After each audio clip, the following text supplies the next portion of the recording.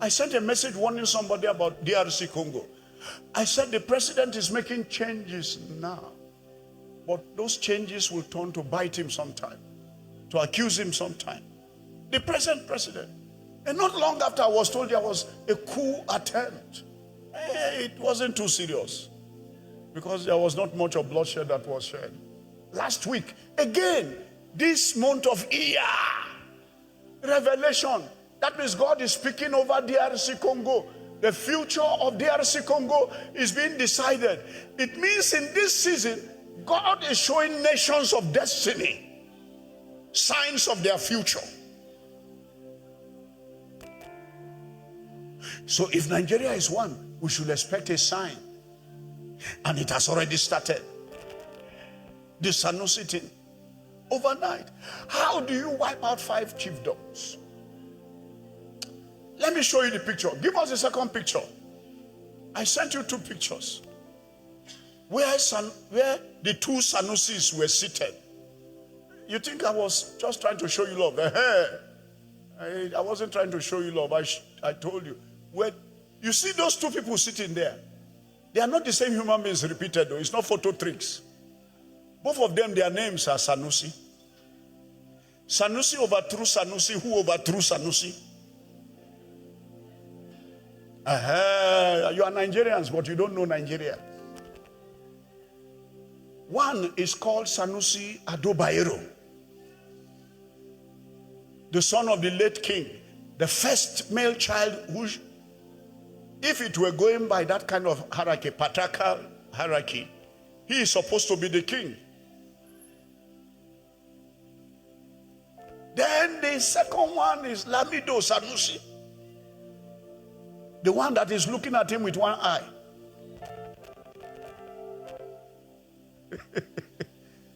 That is the wise one. Intelligent, prophetic, an imam in his own right. For those of you who don't know, he's a qualified priest in Islam. He leads prayers. He studied in Saudi Arabia. I once told you that. All of them were students in Saudi Arabia of the Quran. They left their secular studies, did religious studies to university, under Malams, under the real Almajirinchi.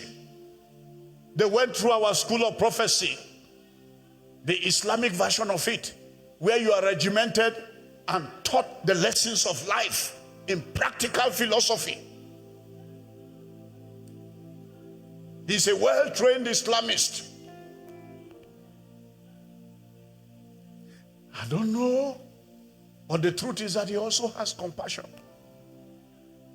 I want to tell the truth as a priest. The story of 2 Sanusis. One is Lamido Sanusi, whose father was a former Emir of Kano, while the other one, his father was Adobaero, the immediate past Emir. The Emir of Kano before Sanusi Lamido took over. They were brothers. Sanusi was sleeping on the same bed with the junior brother of this man. On the same bed. Their father treated them as one. They are royal family. They are all princes. That picture you saw was before any of them became king. Did you hear what I said? And then the hand of time overthrew one as a part 1. When he began to establish some laws of the Antichrist, only those who know. And God had to break his rule. Yet, he was a fantastic man who knew the future of this country. Let me tell you, those who are returning him back to power, they know he has a prophetic foresight. They know he's capable to leading Kano to greater glory, faster than the king that has just been removed. He's a prophetic prophet, Islamic prophet. I'm trying to interpret the times. How many of you are blessed tonight? Because this meeting and the next meeting, we're about to put a bridge. If your crossover is not too clear yet, then you will be transported quickly, so that you start crossing over into the glory and the patterns that God has ordained for the church for this season. You don't remain in your past.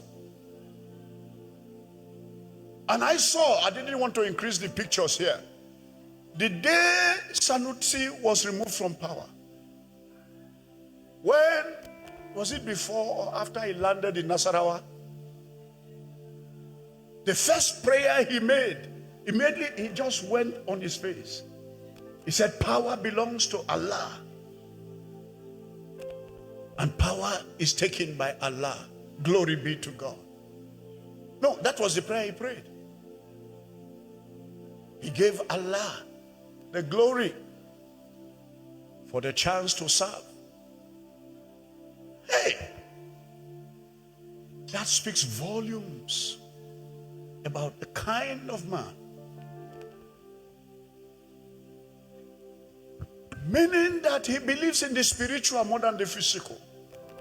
He believes in the interventions of the spiritual. Did you not see what he did recently? He went to find the Christian who blessed and saved his life once, the woman. In the Christian school he went to, it was in our Nigerian papers. In the UK, where she is buried, he went there to tell them, thank you for sending this woman as a missionary. You think the spirit realms are not calculating? Were we not called spirit kings? You are a priest king and a king priest.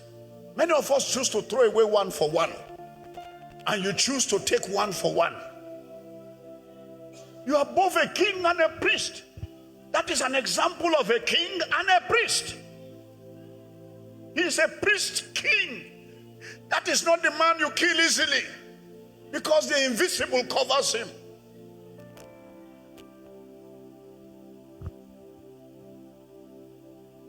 The invisible covers him. That one you are showing is not the present Sanusi, it's the other one that was looking at that one. So that you know, the other one. They look alike. Until you look closely, when they show them frontally, because they are blood relations. You know, up to now in the royal family, they marry each other. You marry your cousin, you marry your sister in the royal family. You keep the royal blood pure. Sanusi at one of those times married the daughter of Adobairo. You know, you allowed the 4 wives. It strengthens the bloodline, the blue blood, they call it, the royal blood. It renews covenant. It invokes ancestral covenants of protection. It's a deep mystical thing. Even in Great Britain, it was practiced. You marry your cousin or your sister. It was allowed.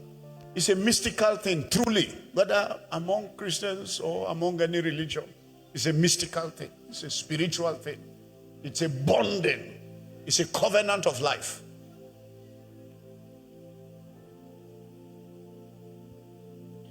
You see, but God, who restricts destiny, who sets boundaries, has his way of containing every one of us and every one of them, everybody, including me, not to cross the line that God had not ordained for us to cross.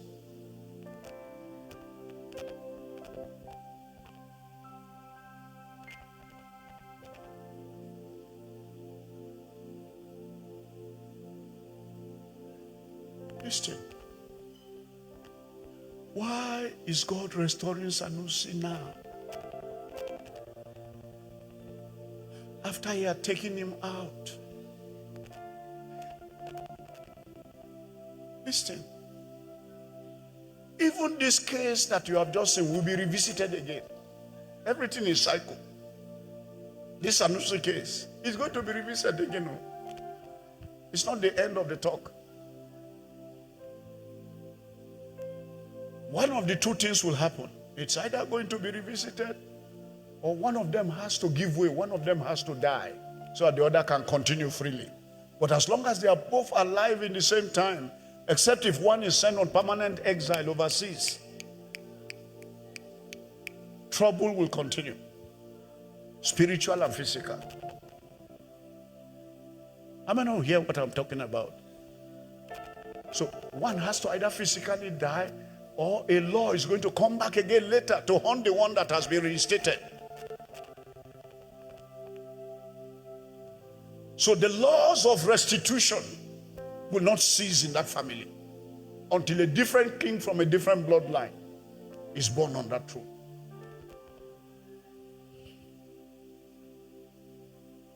But why has the Lord do it? To contain the excesses of Satan. Simple. I'm giving you the direct answer now. To contain the excesses of Satan, so that that which Satan had wanted to be, that indirectly will have destroyed God's program, is aborted. So for now, the spirit is still manifesting, so interpretation is limited. But I want you to know that it is to contain the program of Satan.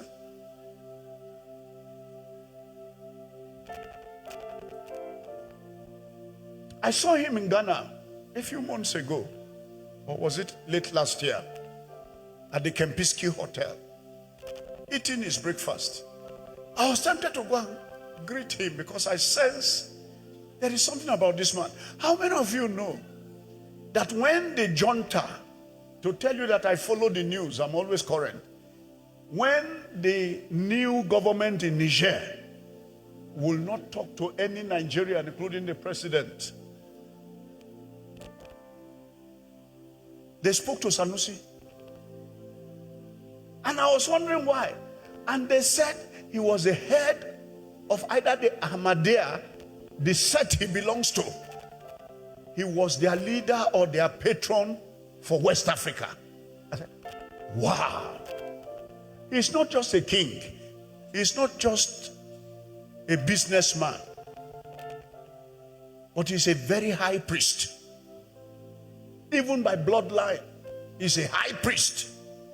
That's why I told you that he's a man of vision. That was the way it was. He was molded. If he were in Christianity, he would be a prophet on the seat of David. Follow the patterns of David. If he were a Christian. I'm interpreting him now. So if you understand David, then you understand what I'm talking about. He's a very wise man. And the mixture of spirituality and physicality has ordered everything in his life. They won't talk to anybody. In this Nuhu government from Niger. But he flew in there and they gave him red carpet treatment, welcomed him. He was their father. Sat down the side and said, calm down. Nigeria will not hurt you.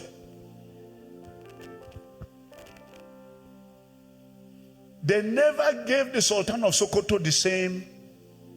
They shut him out. But when Sanusi went, the man who was not king, who had been rejected of men, who was a civilian, called former Emir, flew from his exile in Lagos, and a nation rolled the red carpet. A king was shivering under him. He was like a god to them there. Most of them belonged to his sect. And they listened to him. So when this governor sees the future of Kano tied to him, he knows what he's doing. Governor Yusuf. And truly, truth be told, in Sanusi's time, there were times he interfered for the good of Christianity. I'm aware of that. You know, I'm a leader at the national level. I know the secrets of every king in the north. I know those who hate us with a passion. I know those who say, look, don't cross the line here. And this man who removed the other 5 kings said he believes that Sanusi will come with a wisdom to reconcile all the houses. That means in that man is prophecy. But even the prophets around him has boundaries. I won't tell you where his boundary is because I will now be speaking negative things I don't want to speak tonight. Oh, he has boundaries.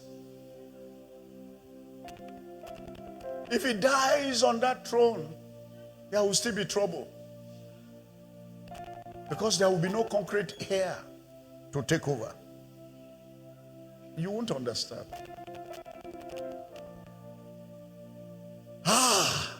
So God is playing his cards. He has not stopped playing that card.